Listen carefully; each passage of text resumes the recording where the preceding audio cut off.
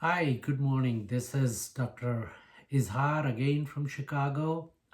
Today I'm going to try to bust a myth about weight loss. Anytime the topic of weight loss comes up, people think, oh, intermittent fasting. Intermittent fasting kiya kya? Oh, I have lost 30 pounds with intermittent fasting, so on and so forth. This is true that intermittent fasting helps, but intermittent fasting is the smaller of the two entities. The biggest entity that people need to understand in today's world is insulin resistance. Once you understand the concept of insulin resistance, you will be able to lose weight in a jiffy. What do I mean? Intermittent fasting is a way to achieve weight loss, to control insulin resistance. But insulin resistance, which is a bigger entity than intermittent fasting, is controlled by a lot of other things. Intermittent fasting is only one of the aspects. I'm going to show you a schema of things. This is how it looks. This is intermittent fasting that you're saying, oh, intermittent fasting, kiya kya, I've lost 30 pounds, I've lost 40 pounds. But this is this small an entity. Insulin resistance, that you need to know, which intermittent fasting helps in, but there are a lot of other factors that govern insulin resistance. Once you know this trick, instead of losing 10-20 pounds with intermittent fasting, you will lose 20 to 30 pounds easily. And this is long lasting. So, what is insulin resistance? Let's come to that. In your body, the interplay of insulin and glucose, that is what controls your weight. You have to remember that.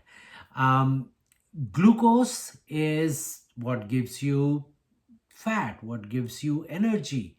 You consume more of that, it gets collected in your body, gets converted into fat, and that is why you put on fat.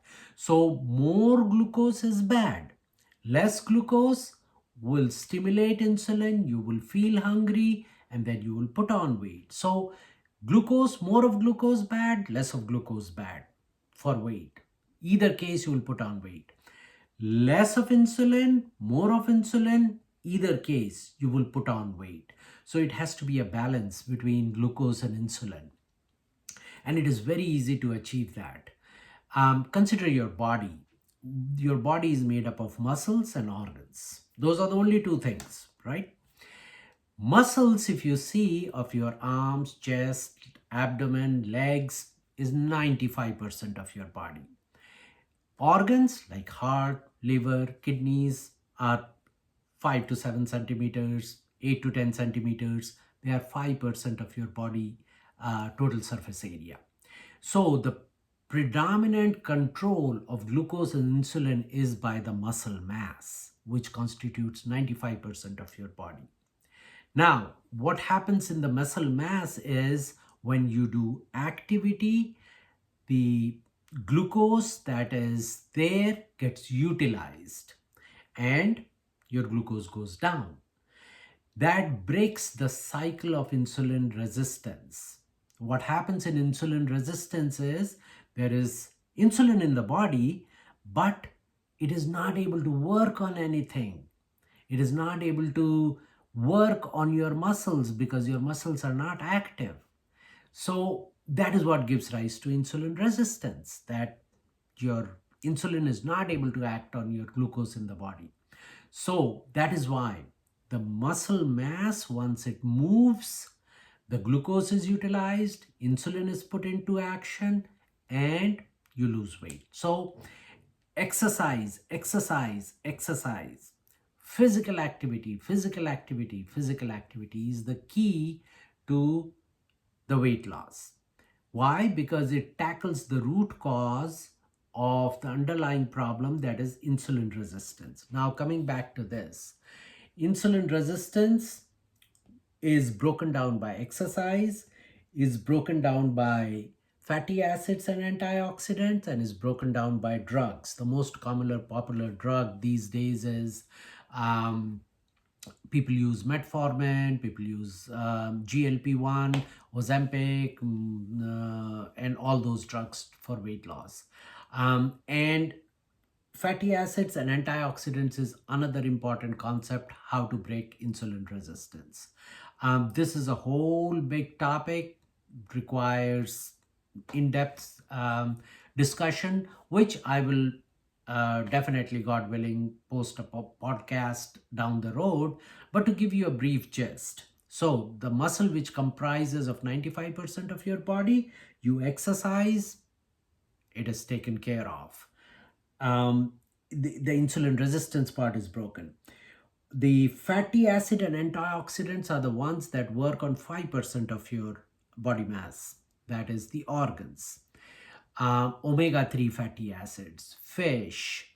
If you're a vegetarian, use nuts. Walnuts is the best source, but nuts, use them in limit. A handful of nuts is what is important, not because it is healthy, I got to eat more. No, it has to be very proportionate in size and appropriate in size. The third is the drugs. Metformin is it's one of the oldest drugs that used to be given to diabetics and people with insulin resistance. My father has taken, my grandfather has taken. Low dose of metformin really helps. You may not be diabetic, you may be pre-diabetic. All these changes start much before. So breaking that cycle with small dose of metformin, definitely helpful. It breaks your insulin resistance, it helps you. So that is the whole concept of intermittent fasting and insulin resistance. Yes, intermittent fasting, and we will talk about intermittent fasting in the coming episode. What are the tricks, how to do it? But I want people to think in a bigger term that insulin resistance is what needs to be tackled. My plan is to shoot out videos that are fairly short, between 3 to 7, 8 minutes. I'm going to stop here and put out another video as part 2 of this, which you can watch and see. If you're interested, if this interested you, then you will definitely watch the second part of this same topic. Thank you.